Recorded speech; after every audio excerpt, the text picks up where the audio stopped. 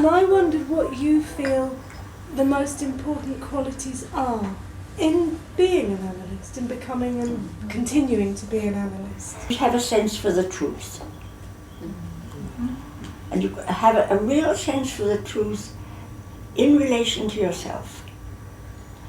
And be prepared to know or to try to find out what's going on and how things are hitting you. Because only that is going to enable you really to face what's going on in other people. You have to know yourself, don't you? And we can never really know ourselves enough, I think. Is psychoanalytic intuition. It certainly can increase and be trained, because intuition is also based on experience, that things come to you more easily, but also there is, I think, some, whether due to early experiences or to other things, some knocks you could have more or less. It's something about imagination, something about an ability to move one's mind in different directions. I suppose for the qualities to be the analyst, I would include one of capacity to have and understand passion. We wouldn't be able to be objective and truthful to ourselves in analysis and able to maintain the proper setting against all the pressure. If deep down we didn't have a very passionate commitment, because there are so many ways of doing it which are easier, quicker, leading to wealth. It takes some passion to stick with it. Well, Bjorn once said, if you've got no stomach for anxiety, he told us 7.5 hours, you're in the wrong profession. so there's something standing anxiety. Analytic work where you can't see, you can't touch, you can't prove, and you're constantly working with the uncertainty of and the difficulty of, in fact, still having doubts yourself, allowing yourself to have doubts. More listening and less interpretation until it really feels that the patient is nearly there themselves. Right. And then I wait a little longer in case they're going to say it themselves explicitly, but if they don't, then they're just nearly there then. Because then they can hear it, and if it's too soon, nobody can hear it. A certain confidence, a confidence both in oneself, but also confidence in analysis. You need a lot of courage, because so often I'm doing so many supervision now, the analyst almost knows what goes on, but it would upset the patient or this or that. So that's a very important quality. What I'm interested in is not just the words, but why the patient is talking in that way to me at that time, and whether that won't be indicative of the way we can help him most, you see.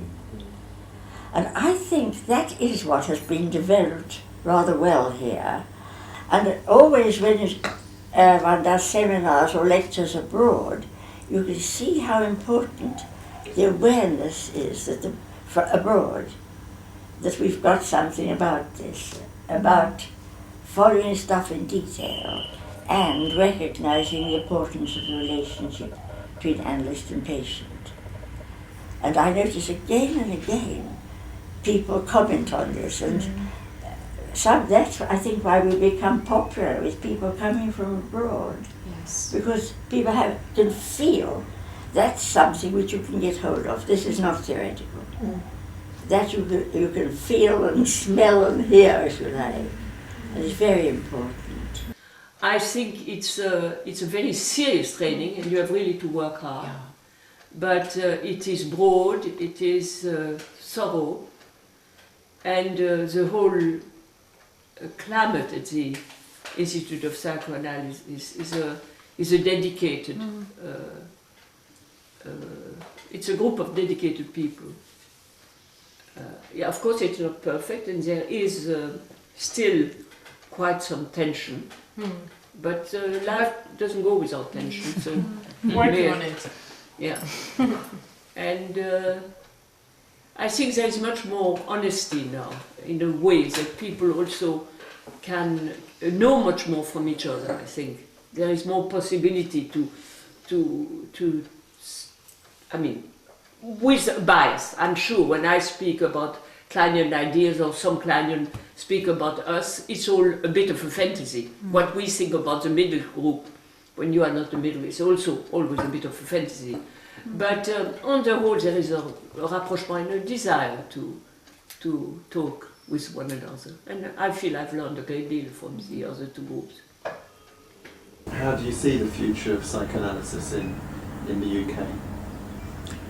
Speak of the world in the UK. The world? No, I mean it's not only in the UK, future of analysis in the world. Well, I have a rather pessimistic view, but that's pretty well, because in old age people become more pessimistic. They know they're going to die, so they think the world is going to disappear. And one has to beware of that. But actually, I think in our culture is so anti-mind and violent attack on the mind. Yes. Because our minds may not go along with the policies of the rich and mighty and imperialistic ones. So there's everywhere an attack on the mind, everything to be changed into figures, numbers, and the whole, I think, analytical ethos is very much in danger. And the demand on us is, if we want to be included in the psychiatric world, we have to prove, and we have to use the sort of methods that are used in science in general, which don't happen to be applicable. We can't do that. We haven't got the microscope. We've got an analytic session. Yes. And we have our, we have our own psyche, our own mind, in order to make the observations. So it's all subjective and it's all relative. And we're into uncertainty principle and relativity theory if we use our methods. And the demand on us is to prove in ways that... So I don't think we'll ever satisfy that demand. And the minute people do, I think they're on, from our point of view, shaky ground. That they're leaving out essential bits. So much anti-analysis now that one does have to deal both with that and the difficulties with patients. And it is, I think, a bit of a fighting moment for psychoanalysis, really. But, the pendulum swings, and now it's all quick fix, CBT, give us a manual. Yes. And that's just the way you can't do psychotherapeutic work that will have a long-term effect. There is something so fundamentally right about analysis. Whatever it goes this way or that way, that you can't destroy it. It's kind of indestructible.